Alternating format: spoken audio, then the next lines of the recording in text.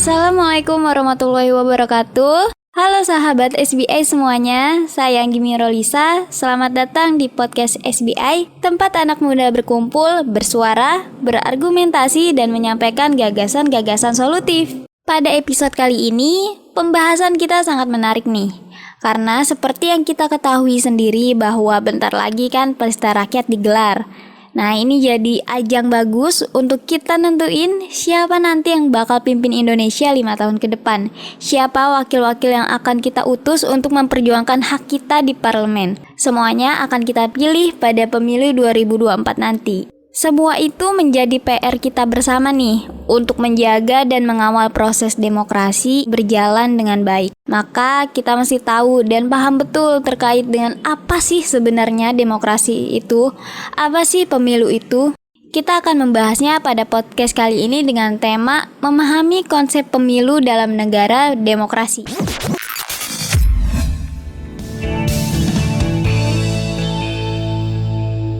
Nah, biar kita bisa tahu secara jelas, sudah hadir bersama kita di sini yang akan membahas tentang hal ini, yaitu ada Bang Rio Prawira selaku pegiat hukum dan demokrasi SBI. Halo Bang Rio. Iya, halo Anggi. Nah, aku mungkin bakal mengawali pertanyaan ini dengan apa sebenarnya pemilu itu, terus tujuannya tuh apa Bang? Oke. Ngomongin soal pemilu ya Anggi ya. Secara konseptual itu pemilu itu merupakan sarana implementasi kedaulatan rakyat gitu. Jadi konsep pemilu ini tuh sebenarnya dirancang untuk menjalankan praktik demokrasi. Kan biasanya dalam suatu negara itu ada sistem pemerintahan kan, bentuknya beda-beda gitu. Ada yang negara yang bentuk sistem pemerintahnya monarki gitu, aristokrasi dan sebagainya. Nah, Indonesia itu menerapkan demokrasi. Cara lihatnya di mana? Di konstitusi dan cara berpraktik pemerintahannya gitu. Nah, dalam negara dengan sistem pemerintahan demokrasi itu yang memegang kekuasaan tertinggi itu adalah rakyat, Nggih. Jadi, supaya legitimasi kekuasaan rakyat itu dapat istilahnya terimplementasikan secara efektif ya, makanya harus ada tuh mekanisme yang disebut sebagai pemilu gitu. Melalui pemilulah rakyat itu nantinya dia bisa memilih wakil-wakil rakyat nanti, memilih pemimpin dia gitu.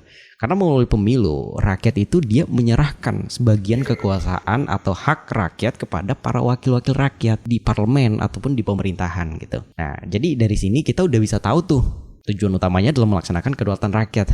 Gitu sih. Oke, nah berarti di atasnya presiden dong Bang. Benar. Presiden itu kita pilih, lalu kita bayar dia untuk menjalankan urusan kenegaraan kita, urusan kenegaraan rakyat. Makanya suatu saat kalau dia buat pelanggaran, dia boleh diberhentikan. Nah, itulah namanya demokrasi ya teman-teman. Oke, kita kembali lagi. Aku mau nanya lagi, bagaimana kaitannya pemilu dengan demokrasi Bang? Oke, dalam demokrasi yang ya, prinsipnya kan tadi aku udah bilang bahwa prinsipnya adalah rakyatlah yang dianggap sebagai pemilik dan pemegang kekuasaan tertinggi dalam suatu negara gitu. Nah, sebagai pemegang kekuasaan tertinggi, maka sudah menjadi kewenangan rakyat tuh untuk menentukan tujuan apa yang harus dicapai oleh negara. Jadi negara tuh harus punya tujuan dan itu harus ditentukan oleh rakyat selaku pemegang kedaulatan tertinggi. Rakyatlah juga yang akan nanti menentukan tuh corak atau cara pemerintahan seperti apa yang akan dipakai untuk mencapai tujuan tersebut. Nah, dalam praktik demokrasi ya, dengan kondisi negara yang jumlah penduduk yang banyak seperti Indonesia misalnya yang jumlah penduduknya mencapai 278,69 juta jiwa terakhir kemarin gitu. Iya. Dan dengan wilayah yang sangat luas juga ya, terbentang dari Sabang sampai Merauke. Makanya dengan kondisi semacam itu tidak memungkinkan untuk bisa menghimpun satu persatu pendapat orang-orang dalam menentukan jalannya pemerintahan gitu. Karena setiap orang kan pasti maunya beda-beda kan. Benar. Aku dan Anggi aja pasti punya pendapat yang beda-beda, maunya beda-beda gitu.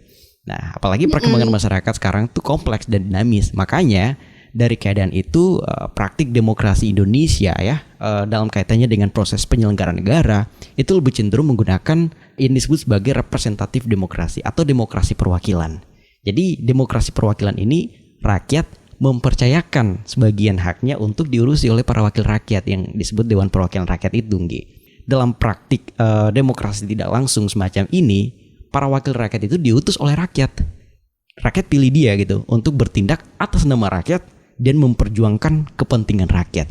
Dan oleh karena itulah, makanya supaya wakil-wakil rakyat itu benar-benar bekerja atas nama rakyat ya, maka dia harus ditentukan sendiri oleh rakyat. Melalui apa? Ya melalui mekanisme yang disebut sebagai pemilihan umum ini. Disinilah praktik demokrasi langsung itu dihidupkan. Karena di demokrasi itu kan praktiknya tuh ada dua gitu. Ada praktik yang secara langsung dan praktik tidak langsung gitu. Kalau praktik secara tidak langsung tuh rakyat memilih utusannya untuk memperjuangkan kepentingan rakyat. Kalau untuk praktik langsung ya mekanismenya seperti pemilihan umum itu gitu. Makanya fungsi pemilu dalam hal ini adalah dia berlaku sebagai sarana rakyat untuk menyeleksi atau mengevaluasi wakil-wakil yang diutus nantinya. Jadi kalau bayangkan aja kalau nggak ada pemilu ya, kita mau menyeleksi siapa yang bakal mimpin kita bagaimana coba caranya? Kita mau mengevaluasi pemimpin sebelumnya itu juga gimana coba caranya? Makanya harus ada pemilu gitu supaya kita yang menentukan apakah pemimpin ini dia layak lanjut atau enggak gitu. Seperti itu sih. Bener-bener, gak mungkin kan kita milih cuman karena berdasarkan dengan viral. Bener. Makanya jangan sampai nih ya, aku sering bilang dalam beberapa pertemuan gitu. Makanya jangan sampai nih ya kita tuh salah pilih sebagai pemilih. Karena martabat kita sebagai pemegang kedaulatan tertinggi dalam suatu negara tuh sangat mahal loh Anggi, dibandingkan dengan amplop yang dibagikan sebelum terbenamnya fajar gitu. Gitu. Oke. Nah, kan tadi Bang Rio udah sempat menyinggung tentang praktek berdemokrasi ya. Nah, aku mau nanya sebagai pegiat hukum, dari sudut pandang pegiat hukum, bagaimana sih idealnya praktik berdemokrasi dalam bernegara itu?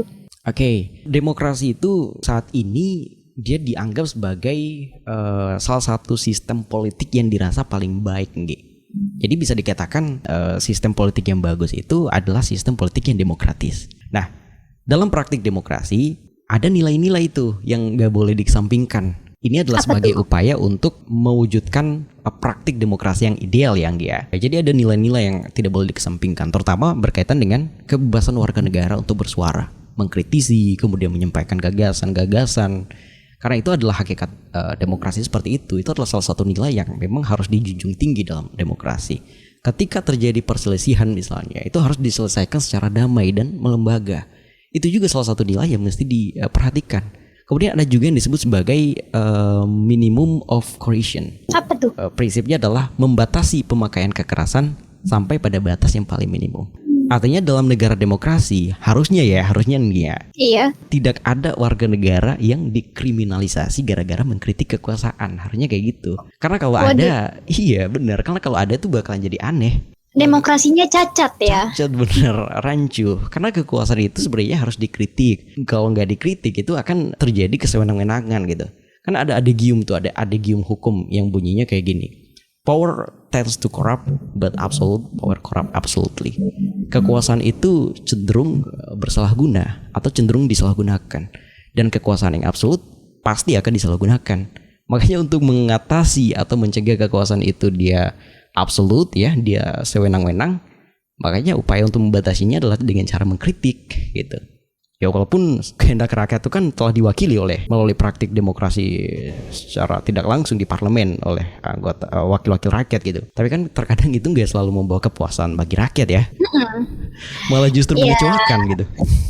Yang puasnya sih ya pihak-pihak yang terpuaskan. Iya, makanya karena tidak membawa kepuasan, makanya praktik demokrasi langsung semacam ini itu harus lebih cenderung dihidupkan gitu. Kayak SBI membuat pertemuan-pertemuan semacam ini untuk menghidupkan itu direct demokrasi atau demokrasi langsung. SBI lumayan nih. Kita bisa menjadi salah satu upaya ya ternyata. Bener, upaya untuk menyelamatkan keterpurukan bangsa. Kok jadi kayak ada beban-beban beratnya gitu. Emang udah tanggung jawab anak muda, Nggi? Bener, ini tanggung jawab siapa lagi kalau bukan tanggung jawab kita. Oke, lanjut. Aku mau nanya, bagaimana upaya mewujudkan pemilu yang berkualitas? Kalau menurut aku nih, Nggi ya, iya, pemilu yang berkualitas itu hanya bisa terwujud apabila satu, regulasi yang tegas, adanya pengaturan hukum yang tegas, kemudian pejabat penyelenggara yang berkualitas, orang-orang yang menjabat sebagai penyelenggara itu orang-orang yang berkualitas di dalamnya ya, orang-orang yang punya kapasitas intelektual yang bagus, nggak korup, kemudian lembaga penyelenggara yang independen sehingga tidak mudah diintervensi, dan para pemilih yang bermartabat. Kita sebagai rakyat itu harus cerdas dalam memilih. Jangan sampai kita mudah dipengaruhi oleh amplop ya. Karena ini mengenai kekuasaan, dan biasanya keabsahan kekuasaan itu ada dua nih, yakni secara legal dan juga legitimasi. Suatu kekuasaan itu dia harus legal secara hukum, dia harus sah secara hukum, dan dia harus mendapatkan pengakuan dari masyarakat gitu. Nah, harapan kita kan semuanya itu bakal berjalan gimana semestinya ya Bang. Terus balik lagi nih, tapi kan kenyataannya semua itu malah bergeser gitu kan. Bergesernya dari apa? Dari kayak nilai-nilai yang ada, dan itu kan biasanya pasti ada sebabnya. Nah, sebabnya itu oleh cara berdemokrasi dan praktik politik yang mungkin bisa kita katakan rancu ya. Nah, itu gimana Bang? Menurut tanggapan Bang Rio sendiri? Oh, dari aku sendiri sih dimulai dari kesadaran diri kita masing-masing sih. Budaya politik kita harus dibenahi. Kalau misalnya ada budaya-budaya politik yang mencederai nilai-nilai demokrasi, kita sebagai masyarakat ya harusnya bisa untuk mencegah hal itu. Karena kalau misalnya kita membiarkan itu terjadi begitu saja, tidak ada perubahan sama sekali, ya maka jangan berharap lebih tentang kemajuan bangsa ini gitu. Dalam sebuah negara itu kan negara demokrasi ya, ada hal yang memegang peran penting, yaitu adalah partai politik gitu kan. Menurut Bang Rio nih, apa yang dilakukan oleh parpol untuk jaga demokrasi kita? Partai politik itu sebenarnya dia mempunyai posisi dan peran yang sangat penting dalam sistem demokrasi, karena di sini dia itu memainkan peran yang sangat strategis, yakni sebagai penghubung antara proses-proses pemerintahan dengan rakyat gitu. Jadi dia yang menghubungkan antara rakyat dengan proses-proses pemerintahan nantinya. Nah, makanya yang mesti dilakukan oleh partai politik dalam menjaga demokrasi adalah dia harus menjalankan fungsinya dengan sebaik-baiknya. Nah, partai politik itu harus mampu mengartikulasikan political interest atau kepentingan politik yang tersembunyi dalam masyarakat gitu. Jadi berbagai kepentingan-kepentingan yang tersembunyi itu harusnya bisa diserap sebaik mungkin oleh partai politik, lalu kemudian dikonversi menjadi ide-ide, visi, ataupun kebijakan-kebijakan yang akan diperjuangkan nantinya. Dan kebijakan-kebijakan yang telah ditentukan itu pun harus diadvokasikan, sehingga terciptalah praktik demokrasi yang terstruktur dan sistematis yang ditampilkan oleh partai politik gitu. Ya seperti itu sih. Ngomongin partai politik ya, kayaknya sekarang tuh sedang berlomba-lomba merekrut para artis ya, dan selebgram lebih tepatnya, untuk mencari suara-suara yang anak muda gitu ya. Tahu aja gitu strateginya. Sebenarnya fungsi lain dari partai politik selain tadi ya, dia juga berfungsi sebagai sosialisasi politik, kemudian rekrutmen politik. Nah, rekrutmen politik yang dimaksud di sini ya dia harus merekrut figur-figur yang berkualitas harusnya. Kalau kita bicara politik kan, politik itu sebenarnya dari awal adalah upaya untuk mendistribusikan keadilan kan. Dan kita harap semoga partai politik ini benar-benar bisa membaca seseorang tersebut berkualitas ya, bukan hanya mempunyai followers banyak aja. Mungkin kita balik lagi ke topik. Nah, kita kan mau mengawal pemilu 2024 gitu kan. Itu juga gak terlepas nih dari peran masyarakat buat ngawal dan menjaga demokrasi agar berjalan sebagaimana mestinya. Apa pesan yang Bang Rio mau sampaikan nih ke teman-teman SBI ini? Iya, mengawal demokrasi kemudian menjaga integritas pemilu itu sendiri kan di samping tugas penyelenggara ya, karena di sana ada KPU sebagai pelaksana, kemudian Bawaslu sebagai lembaga pengawasan, DKPP sebagai pengawal kode etik pemilu. Ya kita percayakan aja kepada lembaga-lembaga itu, semoga mereka bisa bekerja sebagaimana mestinya gitu kan.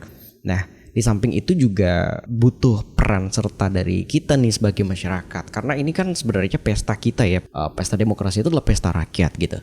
Jadi bagaimana caranya kita sebagai pemegang kedaulatan tertinggi itu bisa mengoptimalkan ini sehingga mampu menciptakan suatu siklus pemerintahan yang berkualitas gitu. Pemimpin yang berkualitas itu kan lahir dari proses pemilu yang berkualitas gitu.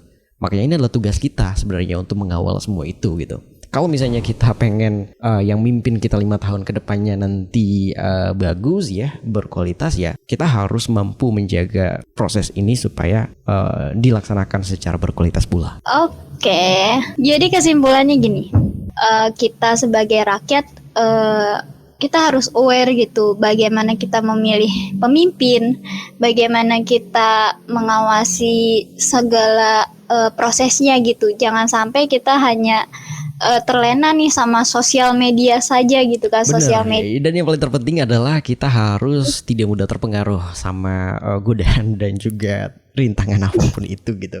Kita dalam memilih pemimpin itu harus berdasarkan hati nurani kita gitu. Kita harus bisa melihat mana pemimpin yang berkualitas, mana pemimpin yang gak berkualitas gitu.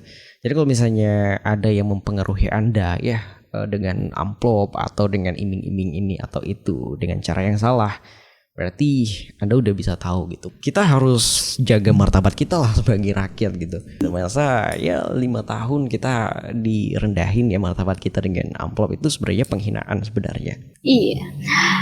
Akhirnya kita udah di ujung pembicaraan. Nah, seperti yang tadi sudah aku sebutkan, harapan-harapan dan Bang Rio juga sudah jabarkan dari sisi pegiat hukum ya, bahwa balik lagi, pemimpin berkualitas merupakan dari proses pemilu yang berkualitas. Jangan sampai kita mudah terpengaruh, terus jangan sampai kita memilih yang salah ya. Dan juga, ini poin penting, jangan sampai kita terpecah belah sebagai warga Indonesia. Terima kasih buat Bang Rio nih yang sama-sama udah sebarin ilmunya nih, ilmu yang sangat bermanfaat buat kita guys. Gitu. Amin. Dan semoga aja nih, pokoknya harapan kita Indonesia harus bisa lebih maju lah ya. Indonesia ini kalau bukan dari kita anak muda yang aware lagi, siapa lagi gitu. Jadi ayo kita bisa lebih peduli lagi kepada Indonesia. Oke deh, makasih banyak Bang Rio. Siap, sama-sama. Terus makasih juga buat teman-teman yang sudah mendengarkan. Semoga bisa mengambil hikmah dan pelajarannya. Wassalamualaikum warahmatullahi wabarakatuh.